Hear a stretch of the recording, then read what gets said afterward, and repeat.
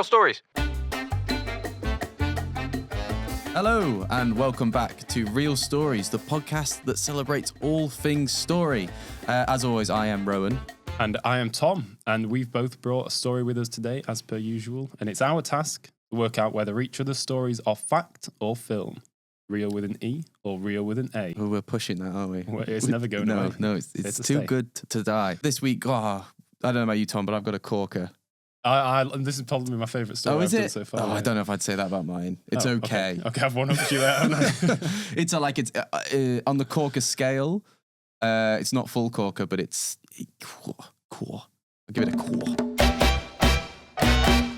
Real stories. Right, Rowan. Hello. For my story this week, settle in. I'm settled. And we're going to settle specifically to early 20th century in Japan.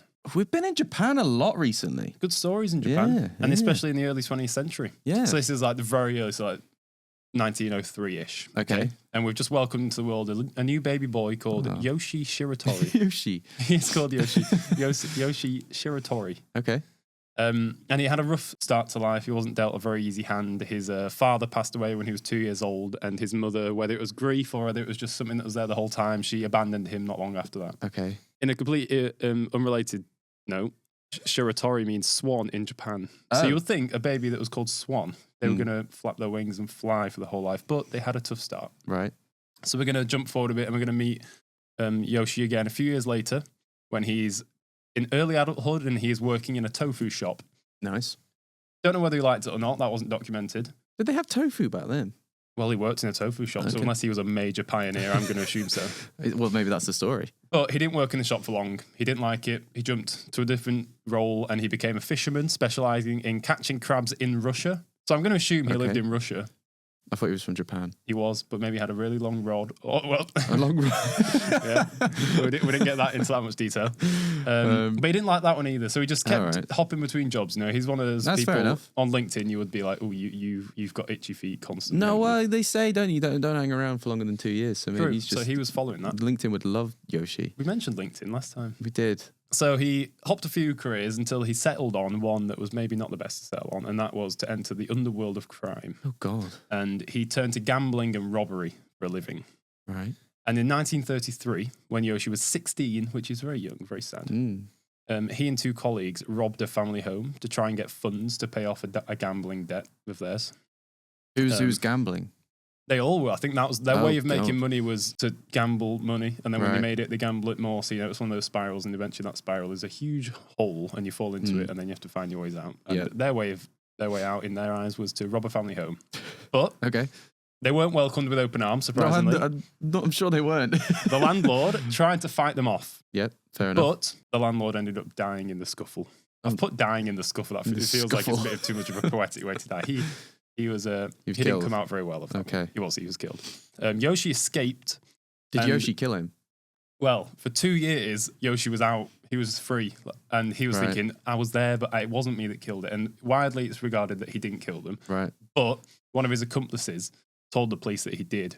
So 2 years later, Yoshi was arrested and he was charged with robbery and murder. So he was locked away in Aomori prison. I've butchered that name. Aomori. Phonetically, I don't know what it is, but written down is Aomori. Okay. And this was in 1936. And oh, wow, we've jumped quite ahead. So remember, he was born in 1906. Yeah, so wasn't it? Oh yeah, mate, that might have been an inaccuracy actually. Oh, right, So we'll forget when he was born. This is now 1936. Okay. All right. And this is in a penal landscape where human rights were not extended to prisoners. Right. So they weren't treated very well in prison. And Yoshi and his fellow prisoners were subjected to physical and verbal abuse. God. And Yoshi, he was clearly a good guy deep down because he did his absolute best to protest this treatment, both for himself and for those around him. But not only did his protests fall on deaf ears, he was also locked away in an even worse cell as a punishment. I imagine it's like solitary confinement. Yeah. He decided that at that point, enough was enough. And can you guess what he did? Did he escape? He did. Oh my God. Yoshi studied the prison guard's movements for months. And when he felt the time was right, he removed the wire. You're going to have to hear this one out. He removed the wire around the bathtub towel in his cell. What? Don't question it. There's wires in bathtub towels. And he used that wire as a makeshift lockpick. Okay. Why are they putting wires in towels? I don't know, but they did, and he used it to his advantage. I think that's on them, I think. Yeah, it is. He expertly escaped the prison in the disguise of night, and the prisoners who checked it, sorry, not the prisoners, the guards who checked in on him overnight believed that he was there because he was always one step ahead, and he'd taken all the floor panels off the floor, piled them on the bed, and put the blanket over them. So for the guards that just peeked through, it looks like he's that's a classic one. It's classic Yoshi. So no one knew he was gone until the next morning, and by that point, he'd already had enough time to make good distance. However, he entered the world as an escapee. He didn't go back into a life of freedom. He had to live under the ground and figure things out in a way where he wouldn't get caught again. Yeah. And it didn't go very well because 3 days later, he was arrested for trying to steal items from a hospital. Oh, Yoshi. On top of his You're murder... not going to find much sympathy there, are you? That's like the maybe worst place to rob. He might have been robbing... a gift shop. No, even he might have been robbing plasters to help a poor puppy that was on the streets and hurt his toes. Was he? Yeah. No. but don't judge a book by its cover. Sorry. On top of his murder charge beyond this, he was now charged with escaping prison, and he was sentenced to a full life term in prison. Jeez. He was locked up in Miyagi prison, but in 1942 he was transferred to Akita prison, which are two deities that mean nothing to us, but they're both different prisons. Due to his track record, Yoshi was locked up in a cell that was specially designed to prevent escapes. It was very narrow, and there was a high ceiling, and it was not at all heated, which I think is maybe just to give him no energy, and then they just lie there shaking, trying to keep the body heat in. But then they give him a towel with bloody wires in a bed. Not at this one. They're no fools. They're no mugs at this one. All right. And there's probably literally no mugs because somehow Yoshi could use that to escape. The only ventilation was between the iron bars on the windows and the doors. Right. He was handcuffed at all times, other than when he was bathing, because I'm going to assume the prison guards drew the line at scrubbing his armpits for him. Every night, Yoshi used his initiative, and he kept climbing up the walls to the vent, which, after me saying he has got his cuffs on all the time, that might be like, how's he doing that? But apparently it said that he used a wire to escape out of the handcuffs and then climbed up to this vent where it's a wire again. It's wire, yeah. So they need to stop putting wires in these prisons. What are you doing, guys? But they climbed up to these. He climbed up to these wooden beams, and bit by bit he chipped away at them because they were rotting. And he thought, "That's my way out." Yeah. And so he kept doing that. And at one point, they were loose enough for him to break them off. But Yoshi's no fool, and he waited for a stormy night. And then he broke through the beams and escaped, and no one heard his footsteps because of the patter of the rain and the crash of the thunder. So he bashed them on cue. That's with the lightning. I'm pretty sure they do that in the Shawshank Redemption. Oh yeah. I think that's what they do in that. He was free again, but he struggled. Okay. And he eventually decided to go to the house of a prison guard, which seems bizarre. Yeah. But this prison guard was one of the only people in his life that has shown him kindness and care. Okay. So he thought, he'll help me. He's a prison guard. He is, but he had no other help. Right. His back was against the wall here. So he went to this guard called Kobayashi, and he told him he didn't mind being imprisoned. And the reason he escaped was because he didn't like the treatment that he was receiving. And he hoped that would get a bit of sympathy. And Kobayashi did give him some sympathy, but he also then just called the police and said, I've got him. I found him. So. He's not the brightest Yoshi. He's somehow both the brightest to be honest. and the least bright. I don't know. He's somewhere in the middle. Yeah. Like the rest of us. So in the summer of 1943, which is a big year. As the years around it were, because that was the middle of the war. Yeah. Yoshi was transferred to Abashiri prison, which is Japan's northernmost prison. Nice. He was locked in an open cell that was open to the elements, and he was treated worse than ever by the guards because he had this reputation now, and they were like, we are going to be the ones that keep you here. Right. He was locked in a pair of handcuffs that took 2 hours to unlock by a guy who came to the prison only once a week. Oh my God. So that was a ridiculous process. So he got fed once a week? No. What? He only came out of his handcuffs once a week. Oh, sorry. I'm sure they fed him. That someone came to see him once a week. No, the guy came to get him out of the handcuffs once a week. Oh, right, okay. So this Harry Houdini wannabe came and was like, I know how to get you out of those. Just get a bit of wire, but mate. He did, but he was fed, and that was a big factor. Because every time he was fed, he's strong. He was given miso soup. Oh, no. Is there wire? Can you imagine what he used the miso soup for? Like corroding something? Exactly. Really? He dripped it into his handcuffs so that it slowly eroded the metal over a long period of time. And obviously all of this took place over years and years. Yeah. And eventually he was able to break out of them. Nice. And then he purposefully dislocated both of his shoulders so that he could fit through the delivery food slot in his cell door, like a proper contortionist.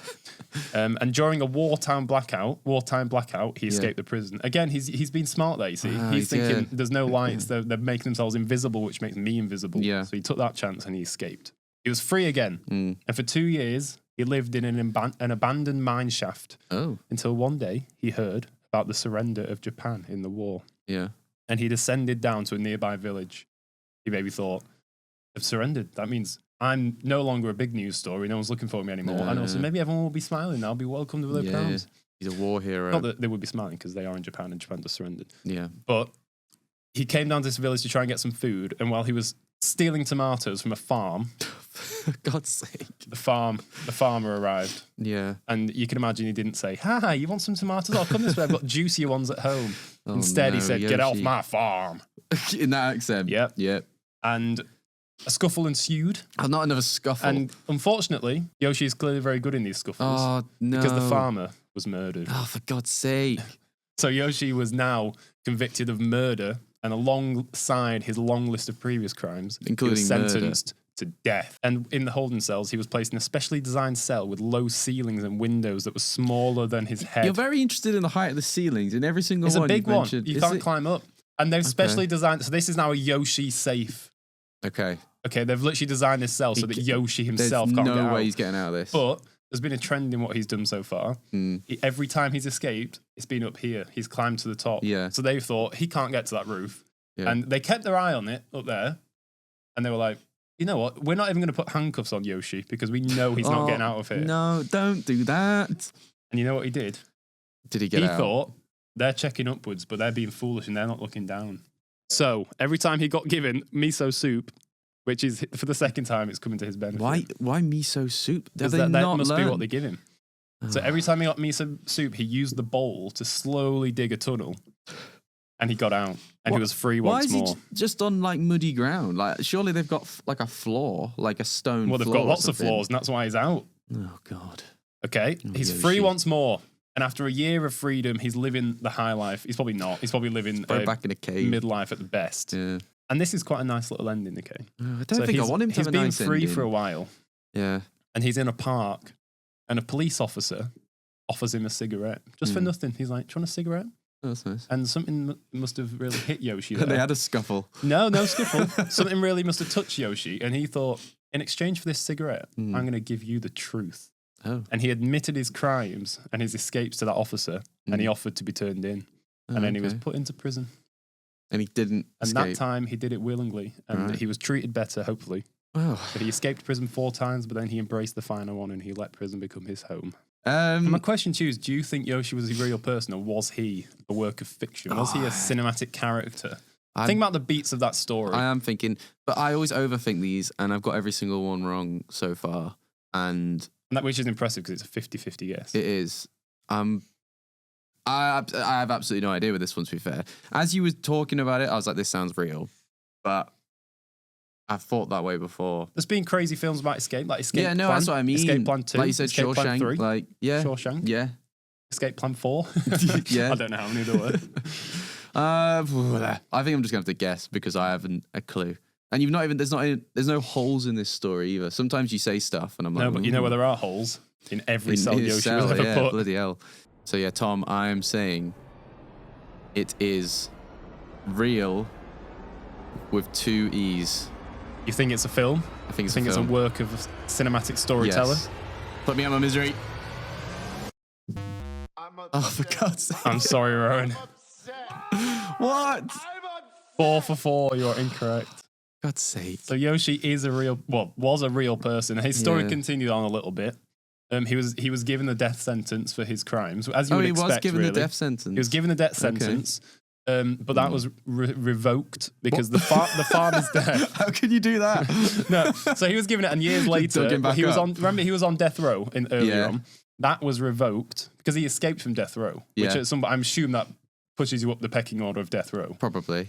So he was probably next up. Then they were like, actually, we'll go take this to retrial, and they decided the farmer was actually manslaughtered. Is that the right way of saying it? In what way was he manslaughtered? Well, it was self-defense. All right. He killed them because of self-defense, which means it wasn't just cold-blooded murder. Right. And he was charged to 20 years in prison without the death sentence. And he remained there for 14 years with no escape attempts until he was released on parole. And unfortunately, while he was in prison, his wife had passed away. Yeah. And when he came out... When did he have a wife? I don't know. When he got married at some point. What point did this happen? Maybe she was also an escapee and they really fell for each other when they were out on the run. Maybe she liked wires too. Real stories. I'm not in Japan this week, and I'm not in the war for the first time this week. Okay. You took that for the first time this week. This week, sorry, this series. So it all begins with this professor called Philip Goodman, who specializes in debunking paranormalists and psychics. So someone might make a YouTube video like, "Oh, I've seen this ghost," or whatever, and his whole thing is trying to debunk this. I like that. Okay. He's quite a cool guy. Darren Brown-esque. Yeah, pretty much. He spent most of his career doing this, trying to find like plausible explanations for stuff. And right at the very end of his life, so he's now unfortunately passed away. He told this tale. Sorry. Start with the ending. Well, no, some tales start with a death, don't they? They do. Some of the best. Yeah.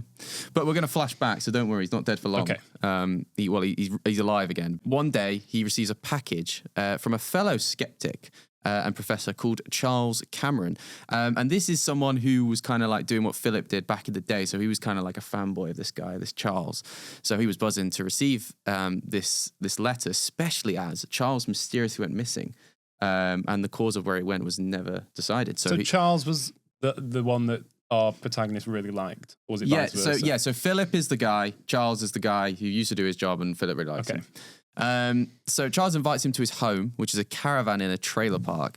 And when Philip gets there, he sees that Cameron is now very old, and he's sort of giving life advice. It's kind of like, You say he sees a camera?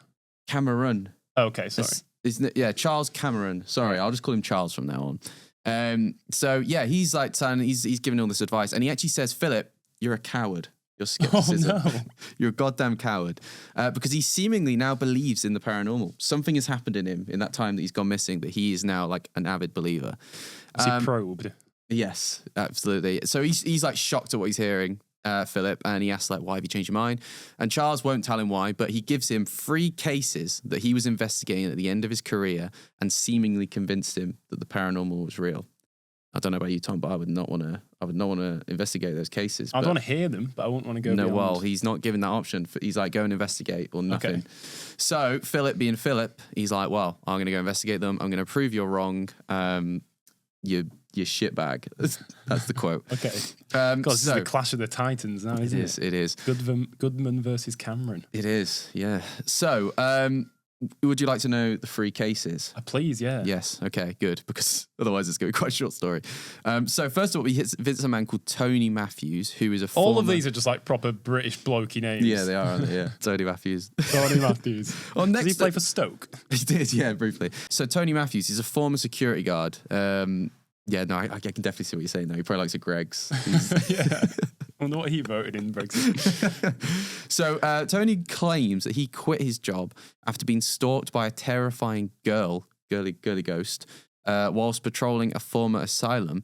And he went on to say that his own daughter was in a catatonic state in hospital at the same time, and he felt the need to visit her after due to the likeness in the ghost that he was seeing. That would be a very creepy thing to happen to you. But Philip was kind of like throwing it off, like, oh, it's just, it's Tony. He's worrying about his daughter. He was just having like he was struggling that night, and he had these visions. So he kind of leaves Tony at that. He's like, well, I've solved that one. Well, that was easy. Done. Well, how did he know that this girl that was following was a ghost? Because like being stalked by a girl in an asylum is scary enough, but he was like, you're a ghost. Well, the weird stuff was going on. She was could like it appearing. Not just been a girl? No, she was like appearing in one place and disappearing and stuff like that. Yeah, she wasn't just like walking around. Like saying, boo. Excuse me, do you know the way to the doctors or anything? It was just like, yeah, she was spooky, Tom. Okay. She was dead spooky. So yeah, he's like, fine, tick that off. Bosh, see you later, Tony.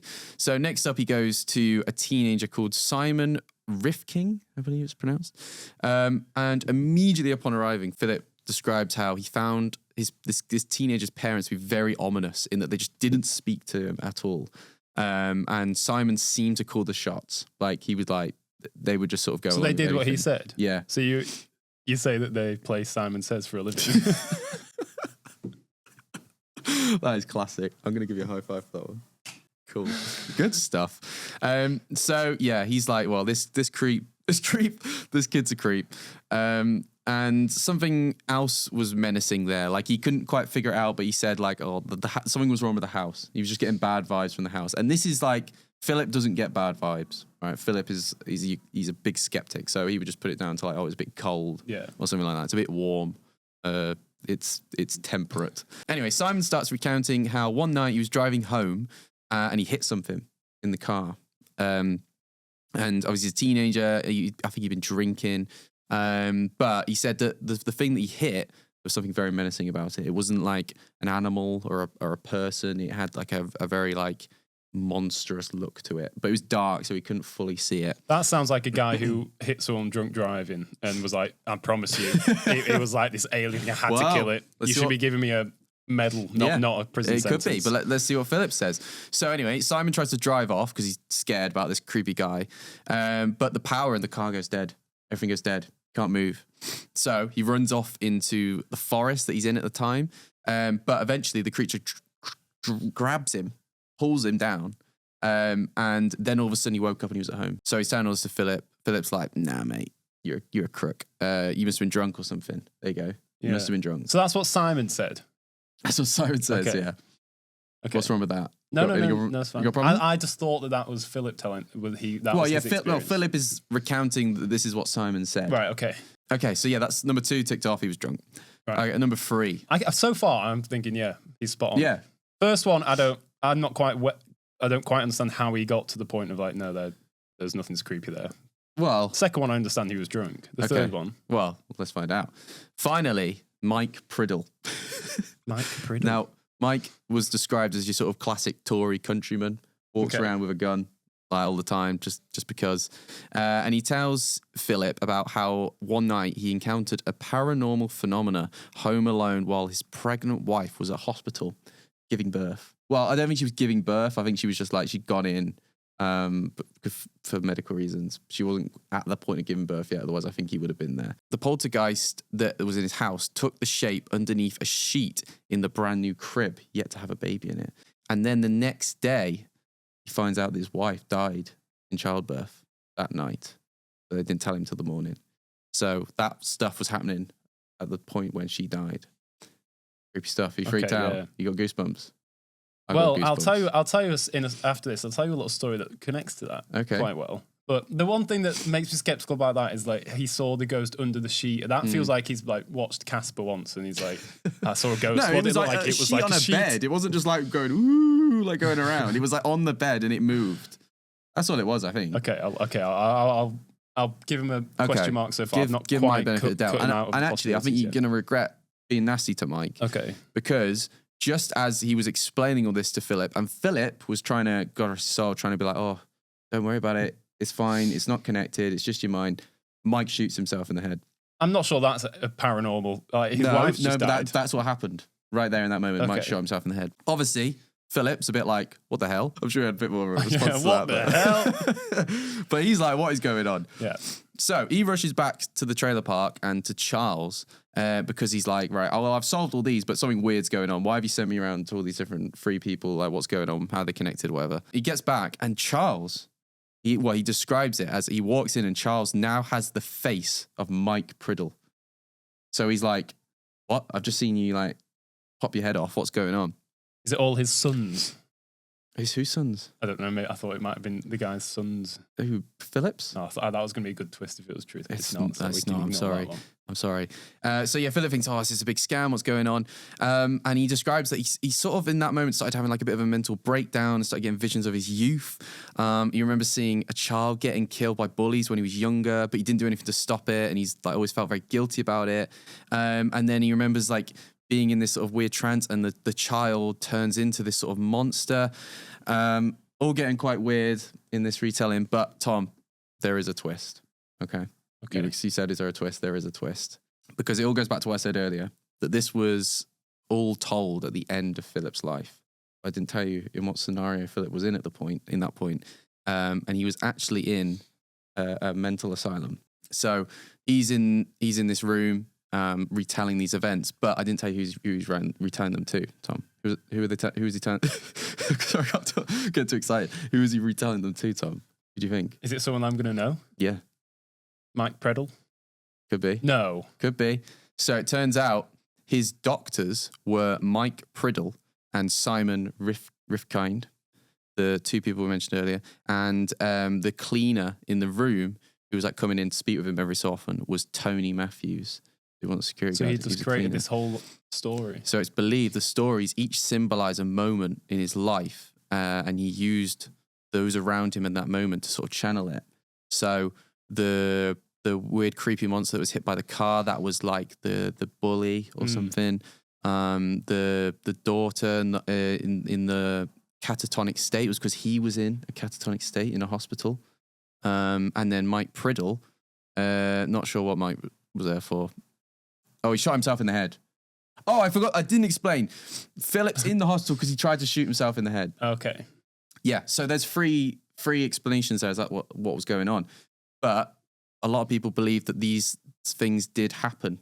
Like because he was a paranormal investigator. Like he did go out and try and disprove these sort of things. So people think that these 3 cases happened, not with these people though, because they were in the hospital with him at the time. It is amazing what the human mind does, isn't it? It is. And obviously, I was going to say in a time of trauma, and that is like the ultimate time of trauma when you're in a catatonic state. But I would say that him being a paranormal investigator, maybe, was he a skeptical paranormal investigator, or was he the sort of one that has one of those machines like, there's a presence? No, so he wasn't a paranormal investigator. He was a skeptic. He was a skeptic. So he was going out there disproving it. Because I was going to say, if he was a paranormal investigator that was like open to the idea of paranormal activity, then I'd be like, maybe his imagination is more free to run wild. But if he was more skeptic, then I can understand why people would say. Yeah, so that's what. Yeah, exactly. So that's why people think there must be some truth to these stories that he was telling. He was just getting some of it mixed up. There might be truth to the stories, but that doesn't mean they're true stories. No. But that's a good story, and that poses a lot of questions. But about what do you think, it Tom? is to be human? Yeah. But, what is it to be human? There's quite a lot of washing up to do. It's just the be all and end all. There's a lot of busy work. Before I say though, okay, what I think that is, the story about the ghost. When my grandpa passed away when we were younger, when my brother was about 5 or 6 ish, somewhere around that age, he was with my mum's friend, and he was also friends with their child. So it was like he had gone around to his friend's house and was being looked after by his friend's mum. Yeah. And my mum was with her dad as he passed away. When my mum then went to pick my brother up, my brother's friend's mum said to her, when we got in the car before, Christian looked out the window and like said something or did something with his hands. And I asked him what was happening. And he said to me, Grandpa's just been to say bye. Oh. And it was that was the day that my grandpa passed away. Wow. That's the one story in my life where I've heard and I've been like, okay, maybe either that is a wild. There's 3 reasons that could happen. Yeah. It's mental and it's a complete coincidence. My brother is a genius, or there was something paranormal. Wow. Has anything else happened to him since? I don't know. I'll have to ask him. Wow. No. Jeez. Okay. But anyway, wow. And on that note, it was a hard story to hear, but also it was a good story, and I appreciate you bringing it to the table. And I'm going to say, well, it's brought like Shutter Island to mind, so I'm going to say film. Saying it's a film. I'm saying it's a film. Then Tom, you would be correct. Good job. Correct. It's not Shutter Island, is it? It's not Shutter Island, no. For God's sake, Tom, you're too good at this game. I'm sick of it. Have I 3 out of 4 correct, or not? That 3 out of 3. We will release them all. You've got 3 out of 3. I've got 0 out of 3. We need to put a leaderboard up here, I think. I'm starting to like the idea of a leaderboard. My God. Can you tell me a bit more about the film then? Yeah, so this is from the film Ghost Stories. It came out in like 2017. I never saw it. I watched it like when it came out and then kind of forgot about it. Martin Freeman? It's got, yes. Paul Whitehouse. Paul Whitehouse, yes. Wow. So that's why I remembered this, because Paul Whitehouse is in it from Gone Fishing. There you go. You can look at the poster here. There's that guy. Do you know that guy? He was in that one episode. From the end of the effing world. Yeah, that's it. He was in that for the episode of the Black Mirror. So it's all right. It's not a bad film. It's okay. I've heard of it. I never saw it because it came out at around the same time as A Ghost Story. It did. The David Lowery film. Because I remember having Ghost a conversation with somebody at university. Yeah. And I was talking about A Ghost Story, and they were talking about ghost stories, and we were clearly, but it wasn't. It was somebody else. and we were clearly talking about different films. But we were both too polite to like say anything, so we just had a conversation like, "Oh yeah, that bit where this happened." And we were like, "Yeah." How about Casey when Affleck was on the building and because we were looking at each other like, "What? Well, you've not seen the same film." Real story. So before we go, Rowan, Yeah. have you got this week's real commendation? We do. I forgot about the real commendation. It's a good job I didn't. Oh, it's a hard one. I've got a few. Can I name a few? You can. Okay. Fleetingly. Okay. First up, Kneecap, which is on Amazon Prime. Is it on there now? It is on there, yeah. It's very good. Very funny. Some poignant stuff as well, though, about like language and sort of Northern Ireland stuff. So yeah, I'd fully recommend that. Also, Big Boys, which we've already kind of spoke about off air. Off air? Are we on air? Off mic. It's so good. Like, I really like the first series. I thought the second series was okay, but the third series is like... Is this the third one now? I thought the second one was incredible. I thought the first one was good. The second one like made me bawl crying. Okay. Well, you're gonna... the third one... It's a tough. It's not a tough watch because it's so funny. It's like it's annoyingly funny. Well, that's what all the good pieces of art do is they make you laugh, and then when you cry, absolutely, you cry it is. as It's hard. the best comedy has just as much sadness as there is joy. But no, it's the final episode in particular is a masterpiece. And then also quickly Conclave, which I won't talk about much about because everyone's talking about it. And it's just I've not seen that. I still need to see it. It's very good. It's one of the best picture nominations that I've not seen, so I need to get myself down to see it. Give it a watch. That's mine. Good recommendation. What are yours? Yesterday we went to see Memoir of a Snail. Oh yeah, which is Adam Elliott's new film, who made the feature film with Philip Seymour Hoffman a few years ago. Well, many years ago, in 2009, called Mary and Max. And this is his new one, Memoir of a Snail, which you will really like because it kind of has the same tone as Marcel the Shell with Shoes on. But it's a lot darker. Like, it's a really dark story. It's rated R because there's themes in it that... Oh, really? Quite sensitive Not themes. one to take the kids to, then. But definitely not one to take the kids to, no. But I will say, it's beautiful. And it's a proper work of... a labour of love, as they say, because it's stop motion, and you can just every frame is a painting. Pause it and admire it, put it in a gallery. But it also had one of the best jokes of the year in it, which I'm obviously not going to say what the joke was, but we were in it. Amazingly, I loved it. The cinema was nearly full. Oh wow! And I've noticed that a lot recently. The cinema is thriving. Yeah, and I love it. Oh yeah, definitely. But it was dead silent. What it does is towards the end of the film, there's this moment where it's really heavy, and like everyone's in silence, taking it in. You're on the verge of tears. Yeah. And then it dropped the film's best joke, and I like snort laughed out loud, which no one else seemed to do. But I had my moment of being like, oh, that was a bit too loud for me. But highly recommend Memoir of a Snail. Okay, yeah. Check that out. That sounds good. Real stories. So if you enjoyed today's episode, then make sure to hit subscribe wherever you get your podcast so you never miss an episode. Don't miss an episode. Please don't miss an episode. And in the meantime, why not check out our socials on Instagram and YouTube and other places if we've done that. And yeah, also if you want to send in your own reel or reels with an A and an E, please send them in via the Google Forms link in the description, because we would like to at some point start reading out other people's and guess. Because at the moment it's all like we're competing, but we can work together. We can. Oh, we can incredible. be the detectives together, buddy cops. Oh, that'd be lovely. Sorry, do you say proper goodbye? Should we have like an outro line? What? Yeah. What should we say? Keep it real. Keep it real. Until next time, keep it real. No, is that too... No, do that. Okay, and until next time, keep it real.